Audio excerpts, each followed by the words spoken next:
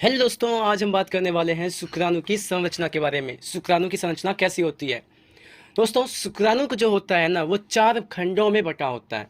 4 खंड का मतलब होता है कि हम अपने सुविधा के लिए उसे 4 खंड में बांटेंगे। इसका अर्थ ये है कि 4 खंड अलग अलग नहीं होगा, एक ही में होगा, लेकिन हमें हर एक खंड को अलग अलग जानना है, इसलिए हम शुक्राणु को 4 खंड में बांट देंगे। देखिए, शुक्राणु संरचना बहुत ही आसान होती है। याद रखिएगा, शुक्राणु जो होता है, शुक्राणु के कुल मिला के 4 भाग होते हैं। पहला भाग जो होता है वो कहलाता है सिर। पहला भाग जो होता है वो कहलाता है सिर। और इसके जस्ट नीचे, जैसे कि हम लोग को गर्दन है, वैसे ही शुक्राणु को भी गर्दन होती है, और ये गर्दन कहलाती है गिरवा। तो याद रखिएगा कि सिर के जस्ट नीचे जो पाई जाने वाली संरचना है उसे कहते हैं गिरवा। और गिरवा के जस्ट नीचे ये जो बीच का भाग है, शुक्राणु के बीच का भाग, इसे कहा जाता है मध्य खंड।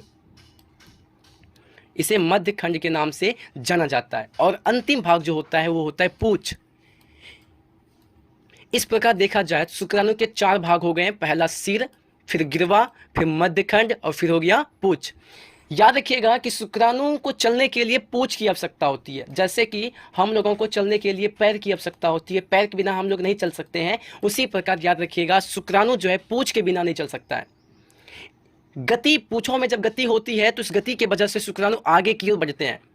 लेकिन यदि आपको कहा जाए कि नीचे में आपका कोई जमीन नहीं है, आपको यहाँ पे चलना है, तो ये पॉसिबल नहीं है। उसी प्रकार बिना माध्यम का कोई भी शुक्राणु आगे नहीं बढ़ सकता है।